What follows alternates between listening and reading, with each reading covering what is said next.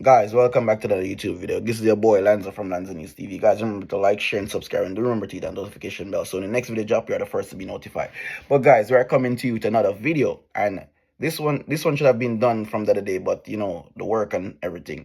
So this is about Mavado's son, Dante Brooks. And who is Mavado? Mavado is one of Jamaican top dancehall artists back in the 2000s and still, yeah. So Mavado is resided in the United States of America currently, but he still travel back and forth to Jamaica because you know he have him yard, him have him house down there, yeah. So he have to go back to Jamaica and come back up. He has to go back to Jamaica and come back to the United States, yeah. So I just give you a little patois and a little English now in our one, you know. So Usain Bolt was my favorite. Sorry, I'm saying Usain Bolt. My bad. Mavado was my favorite artist, and Vibes Cartel. You understand? Despite the allegation against Vibes Cartel, and also Busy Signal. Yeah, those guys was running Jamaican hot man back then. You know. Yeah, they were Jamaican superstar. And all right, guys. Let's give you some more information about this case now. And it says Dante Brooks, son of dancehall star Mavado, is set to be released from prison after the Court of Appeal overturned his life sentence for murder and arson on Friday morning. His co-accused Andre Hines has also been set free. The High Court sided with the attorneys for Brooks that there were issues with the eyewitness testimonies. The attorney who led the team in bringing the successful appeal, Hugh Wildman, told the Loop News, "It is a lot of application that I had to do because you had to go throughout the entire transcript to see what the case was all about and then be able to extract the relevant grounds of appeal consistent with the principle of law. That takes time. Then you have to do the legal argument to support the grounds. You have to crab throughout a lot of transcript and everything that took place at the trial." So Wildman is the lawyer, and he was explaining to the reporter what he had to do to bring this successful case back to the appeal court. And he went back to the appeal court and he won. He fought the fight and he won. And we want to give him a round of applause because he's a top lawyer and he knows his job, senior lawyer, being in the business for a long time, like PJ Patterson, King Counsel, and Valerie Nita that passed away a few weeks ago. My condolences to her family. She was also a member of Parliament and the People's National Party in Jamaica, and she was a very what do you call it now? A role model to the Jamaican society as a woman with integrity, respect our nation and our flag and the people of Jamaica. So Valerie Nita Robertson, my condolences to her family. May her soul rest in peace. And also Katie Knight, one of our Jamaica top king councils as well. So guys, we're gonna continue with the report.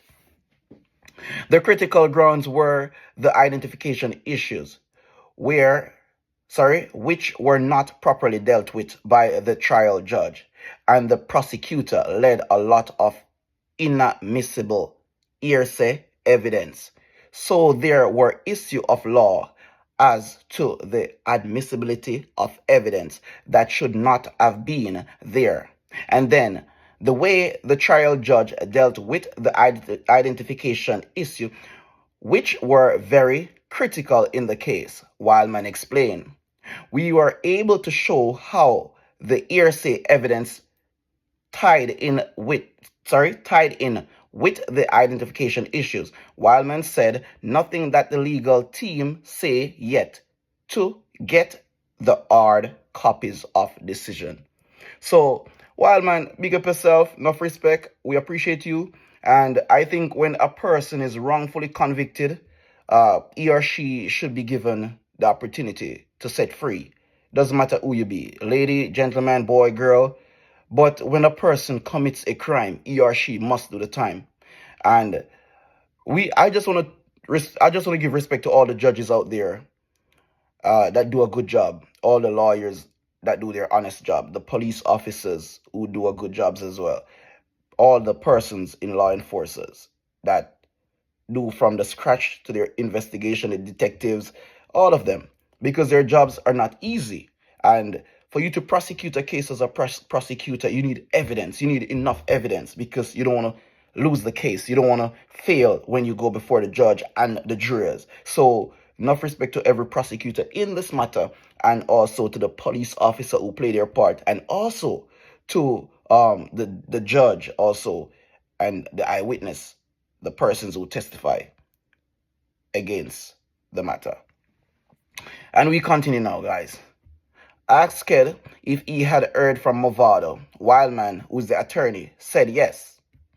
He's very excited. He's so elated in America, that's here in the United States. He cannot wait to get here in Jamaica. He said he's coming out to be a part of the celebration. So Mavado, he's going back to Jamaica for the celebration of his son that have been incarcerated for some time. Okay? And remember, Vybz Kartel was in prison as well, I think from 2011, and he just came out. I remember Vybz Kartel too when I was living in Portmore. You understand? And he came by my grandfather's garage. I will never forget that day because I was young, but Vybz Kartel was a younger man than now. You know what I'm saying? So enough respect to Vybz Kartel as well, despite the allegations. And he has proven himself innocent, and he has set free, you understand, after being locked up for so many years. And we have to understand that the law is the law. You understand? There's many people locked up behind bars that are innocent, but they did not proven innocent.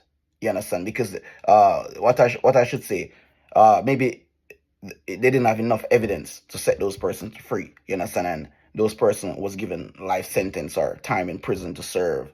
And that is not good because you destroy a person's life when you send an innocent man to prison or innocent woman.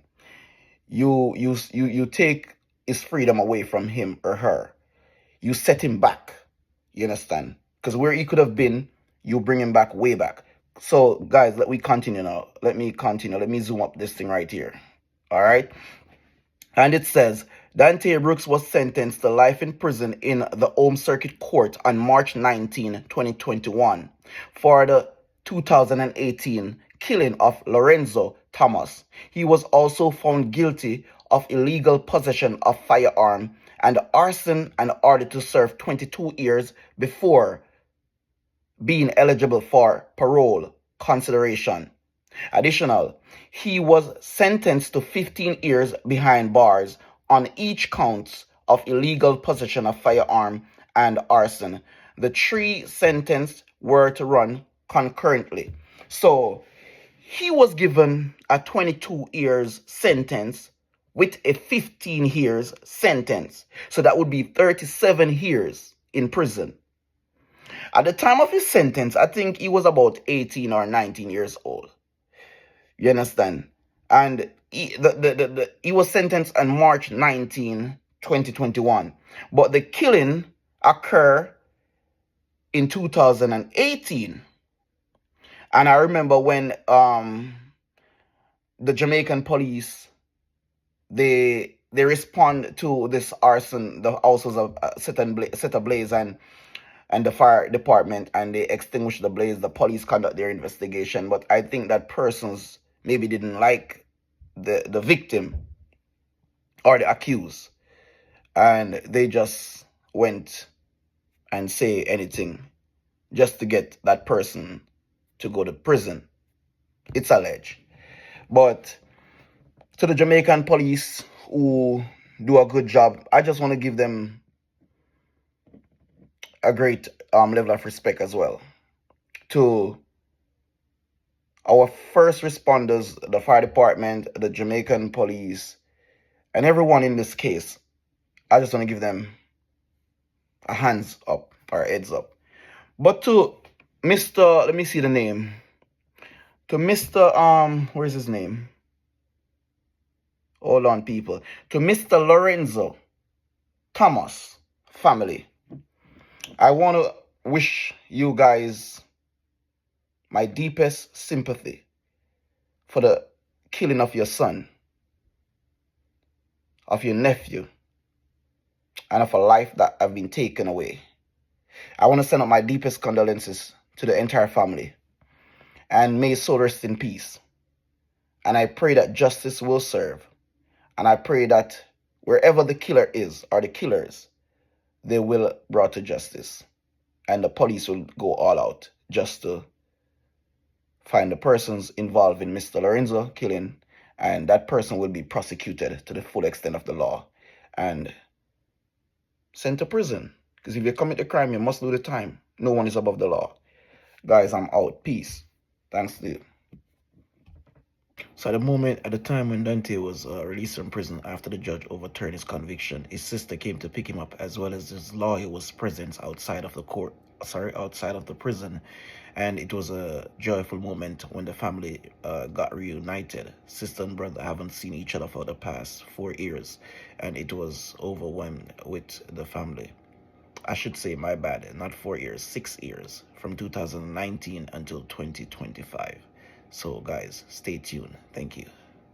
So yeah, guys, we're going to show you a clip of Dante's sister when she came to the prison to pick him up after he was released from prison after the court overturned his conviction. So his sister ran to hug him, and they braced themselves together,